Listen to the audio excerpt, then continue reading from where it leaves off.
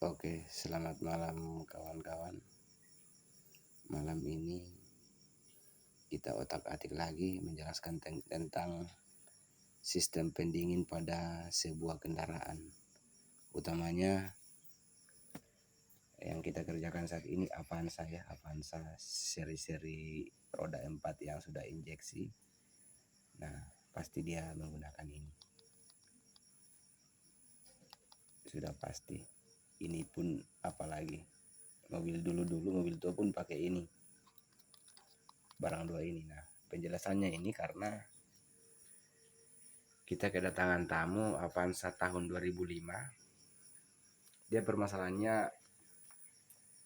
permasalahannya air bercampur dengan oli. Nah, setelah kita bongkar, ternyata banyak permasalahan dari pekerjaan pertama. Jadi pekerjaan ini sudah dikerja 2 kali, artinya mobil ini sudah pernah mengalami overheat 2 kali. Nah, kita sudah melakukan scrap atau kita sudah bawa ke bengkel bubut untuk dilaksanakan scrap, jadi pemapasan bidang yang bertemu dengan silinder blok. Kebetulan karena dia sudah bengkok, jadi diluruskan kembali. Setelah itu dipasang. Nah, inti pada malam hari ini saya mau menjelaskan. Jadi pekerjaan pertama itu dia gagal paham. Jadi dia gagal paham, artinya kita sudah bisa tebak bahwa pekerja ini entah belajar apa sudah lupa, mungkin saja masih dalam proses belajar ya. Nah, seperti malam ini kita juga lagi belajar, tapi belajar dengan keyakinan yang pasti dari teori dan pengalaman yang kita sudah tekuni selama ini. Jadi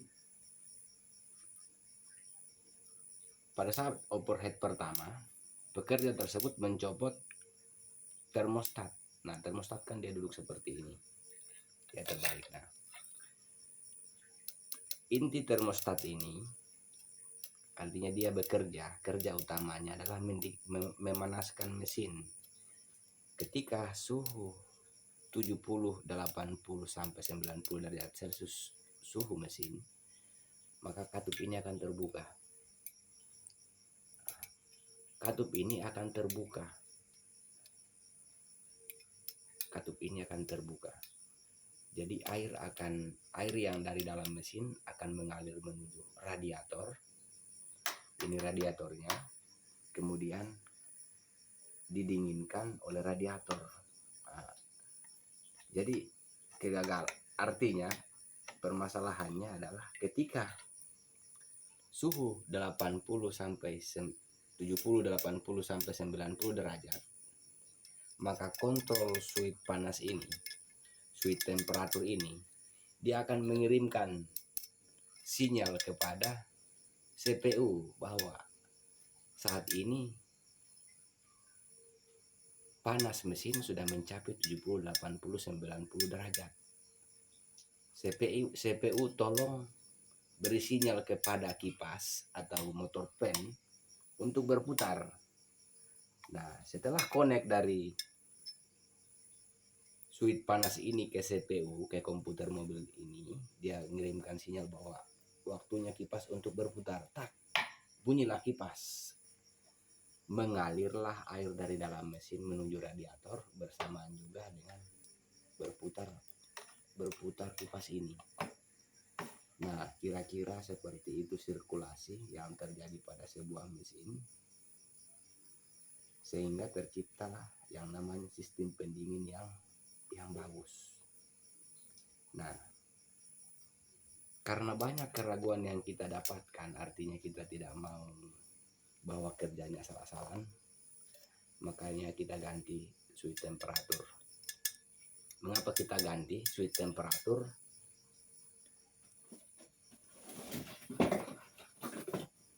Dan motornya baru, mengapa kira-kira? Memang sih ini belum kalah, ini pun belum kalah. Tetapi kekacauan yang terjadi, error yang terjadi karena tidak terkontrolnya suhu yang diatur oleh termostat, sehingga barang ini bekerja di luar dari jam kerjanya, artinya kapanpun semaunya, artinya tidak terdeteksi lagi sesuai dengan SOP atau standar kerja ini, kerja kontrol ini dan ini. Jadi mengakibatkan sebab dan akibat. Ketika ini dicopot, otomatis karena tidak terkontrolnya kipas berputar dan suhu yang berada dalam mesin, maka terjadi boros pada sistem pembakaran, artinya RPM pada mesin cenderung lebih di atas daripada standar. Jadi dia akan selalu mengejar panas untuk memberikan sinyal kepada CPU untuk kipas selalu bekerja. Jadi ini kipas tidak terkontrol lagi putarannya, artinya walaupun mungkin 60 derajat, walaupun mungkin 140 derajat, dia mendengung terus, bunyi terus. Kenapa? Karena kegagalan dari termostat ini. Nah, terus risiko yang kedua, akibatnya jika dicopot ini, kalau belum pengalaman, itu berakibat bocor halus, artinya ketika terjadi uap atau suhu panas, dia akan mengalami penguapan. Jadi coba bayangkan, ketika ini saya copot,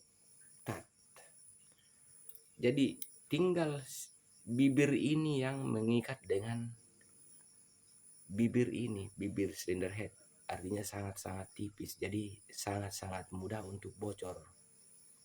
Jadi dulu juga pengalaman saya mencopot termostat, karena mobil ini jarak jauh dan kerja berat, sering dikasarin, saya cukup memotong di sini, saya potong di sini, potong ini, setelah itu ini disisakan, tetap diikutkan karena di sini ada kondom, ada packing. Nah, packingnya itu kalau dia ori, dia terpisah bawaannya. Nah, kemarin kita belanja ke toko, saya minta packingnya karena temuan kita ini sudah tidak ada termostat beserta dengan packingnya. Nah, termostat itu dia diberikan packing seperti ini, dia packingnya ini.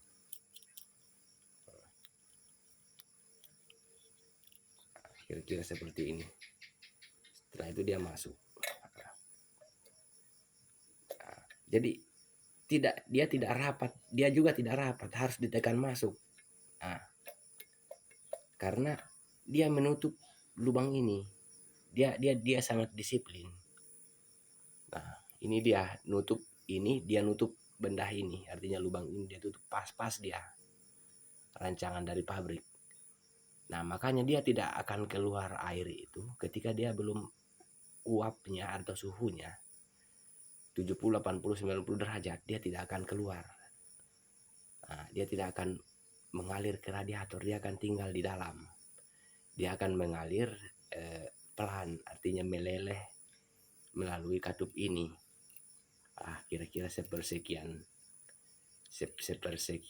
liter ini yang mengalir per menit ini. Artinya ini dia lubangnya, ini ada lubang kecil ini. Nah, tetap merembes sih namanya air. Tetapi fatal itu kalau mencopot semua ini, artinya satu antero ini.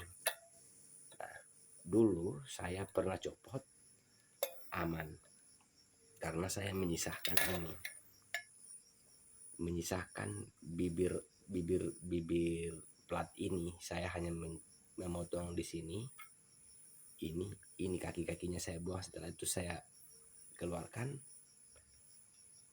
terus saya masukkan. Artinya resiko yang terdapat, artinya bonus BBM, memang saya sudah tahu pada saat pemotongan ini. Saya potong ini dulu karena kebetulan dulu saya biasa mobilnya itu saya tiap hari pagi siang sore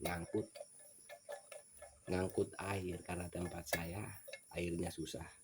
Jadi mobil Avanza itu full jirgen di dalam,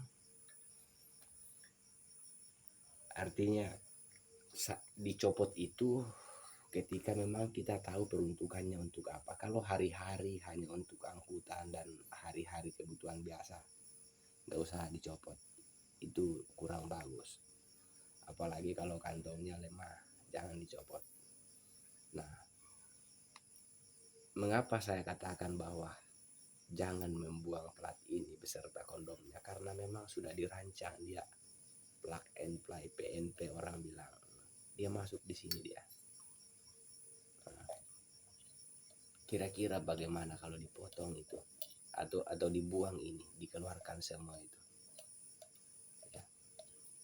Sebulan sih sisi ini sanggup nahan, tapi kalau dia sudah kompresinya besar atau uapnya sudah naik seperti panci-panci presto, ini mustahil dia bisa tahan ini. Apalagi jarak baut ini ke sini jauh kan, dia bisa melenting mengakibatkan celah. Nah, kira-kira penjelasannya seperti itu, kurang dan lebihnya mohon dimaafkan.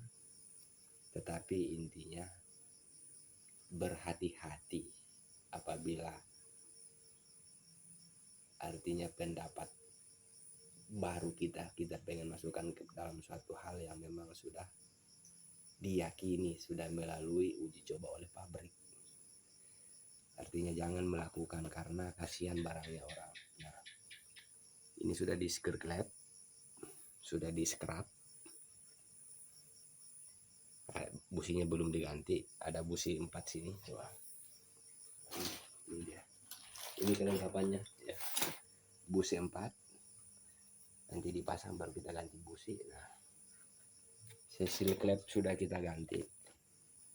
Oke ya, masih agak kotor maklum, tapi yang penting keyakinan dan pengalaman, utamanya pengalaman dan keyakinan, artinya itu selalu berdampingan, beriringan.